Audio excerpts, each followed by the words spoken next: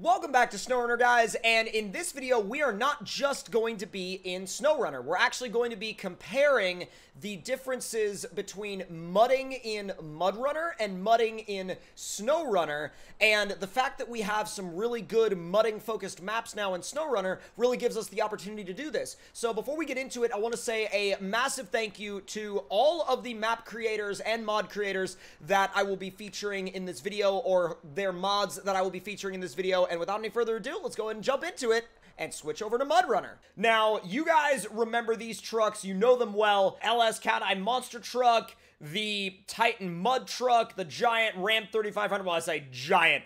Big for a street truck, but like, you know, obviously next to two giants like this, it looks fairly small. But in the grand scheme of trucks, it's still a big truck. So what we're going to do is we're actually going to do some, you know, proper mudding, and we're going to then compare that to the type of mudding that you would do basically the same way, but in SnowRunner, and we're going to compare the way the trucks feel, the way the mud feels, and the way the gameplay feels. This is where we're going to be headed. And 3, 2, 1, go! Full on yeet! And that's where she slows down. I love how it dives in until it's like it hits a wall, you know, when it hits that wall where the physics are like, no more Speedy McSpeedy for you, yeah, it's like, it cuts you off, you're done. Easy. Easy, easy, not bad. It feels good. I mean, it definitely feels like it's making its way through. It's certainly not bogging down or getting completely stuck, but I think at the end of the day, I mean, ooh, dude, low 2 works really well. I haven't said low 2 in a long time. Like, that would be, the SnowRunner equivalent to that would be like just standard low, and low 3 in MudRunner would be low plus in SnowRunner. It's the same type of idea, it's just marked differently. Moving it along, nearly to the end of this bounty hole real quick. Almost there. Oh, God. Ooh. Started to spin the wheels up a little bit there. Trying not to, though. Trying to avoid that. Trying to avoid doing that. And we are out! Oh, come on. Like, don't you do that to me now. There we go. Whoa! Had to see if I could do a flat ground. What? Okay. Had to see if I could do a flat ground flip, because I feel like we've become sort of known for that in SnowRunner, and I had to attempt one here. And let's not waste any time and plunge it in.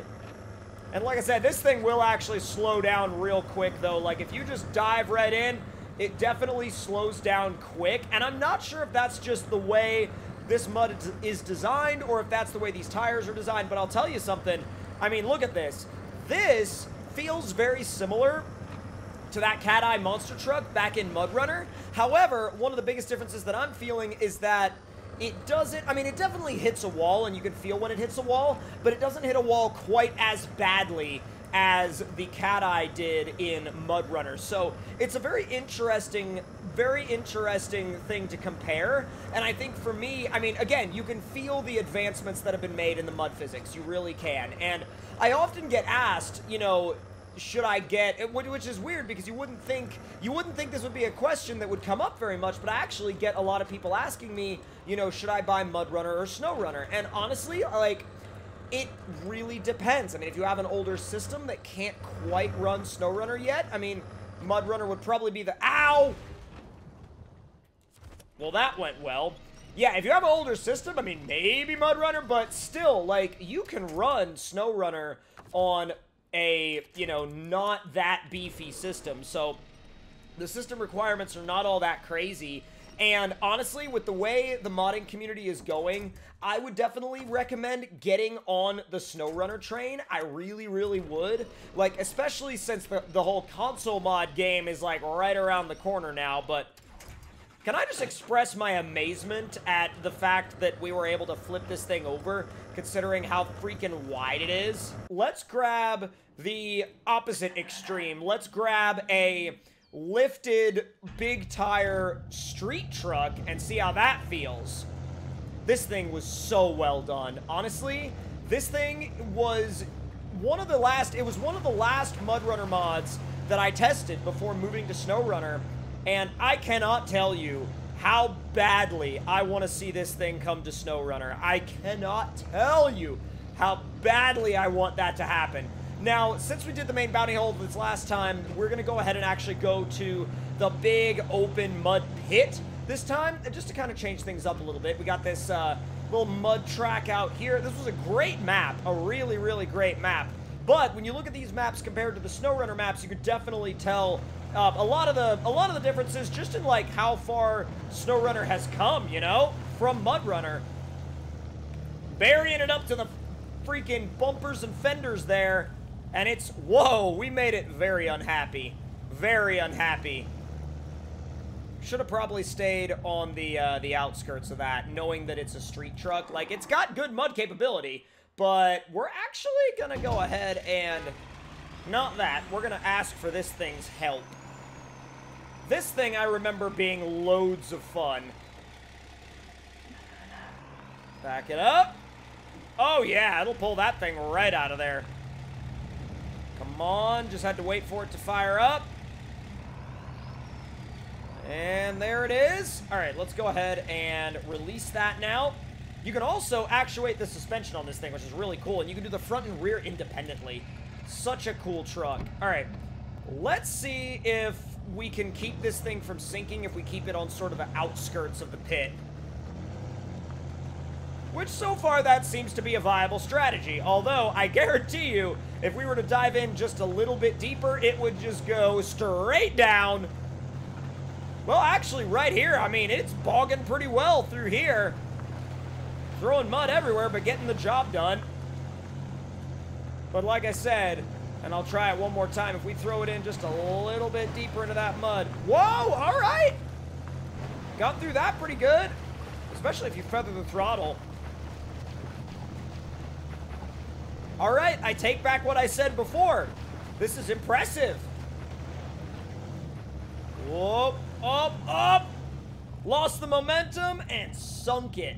Visuals are a big, big difference. And honestly, as I drive along, I'm kind of thinking that you actually have slightly better mud grip in SnowRunner, actually, than you did in MudRunner, because at least in SnowRunner, when you hit really deep, thick mud, it's a little bit of a smoother transition, whereas you saw in MudRunner earlier, when you go from, you know, not so thick mud to really thick mud, it's almost like you've just hit a wall.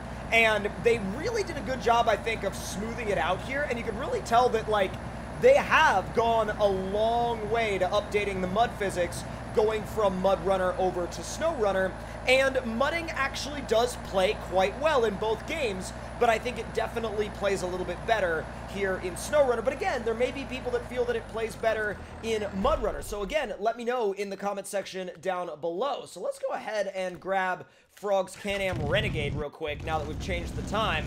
And let's just plunge this thing into the mud. Full speed, high range, let's go. Oh my God. And it's starting to sink there, but holy crap. This thing is hilarious. It's also very loud. Very, very, very loud. Oh God, it always feels like you're about to sink when you're on this thing, and then you don't, especially if you run it like in first-person view. It always feels like you're just about to sink, but then you end up not sinking. I'm actually really curious about something.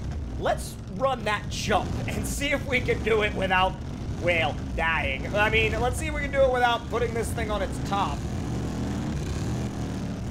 Oh! Oh! That was awesome! And we're still going. What?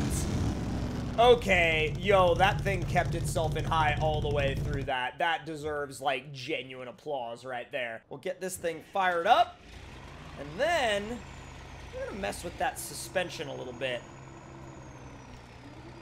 Oh, up, please, not down. Let me see if that's what I wanted. Actually, that's super even. That's super even. Now, let's see how this thing feels going probably a lap around the pit, and then we're just going to try and dive it straight into the pit. See how it reacts.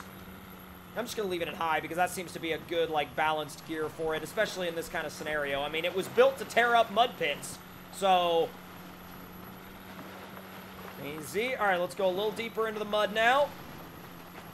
Just about where the dodge was. We can take this thing a little deeper. Let's see. Low 2, it seems to be fairly happy about. I mean, in low 2, you can just kind of go way out into the center and not really have to worry about it. Again, because it's a mud truck with fully adjustable suspension. I mean, dual coilovers at every corner. Dual independent reservoir coilovers at every corner. Overkill? Maybe. But overkill in a bad way? Nah. You know, in some ways, this thing is not, like, you know, the ultimate machine. Now, is it ultimate in terms of monster trucks? Sure, but is it ultimate in the mud? Not necessarily. Especially in terms of mudding speed. I mean, this would not win every mud race that you put it in. It might win some, but not every single one of them. I mean, and honestly, the Can-Am may beat it in some mud races, but, you know, those are the different trade-offs you make with different tires, setups, and stuff like that. Now, if you guys have a personal favorite game, map, or vehicle, make sure you drop it in the comments down below. And if you enjoyed this comparison video, let me know what you thought. It was an interesting idea that popped into my head, and I figured it would be a really cool thing to compare. But hope you all enjoy. I'll see you all in the next one. Talk to you guys later.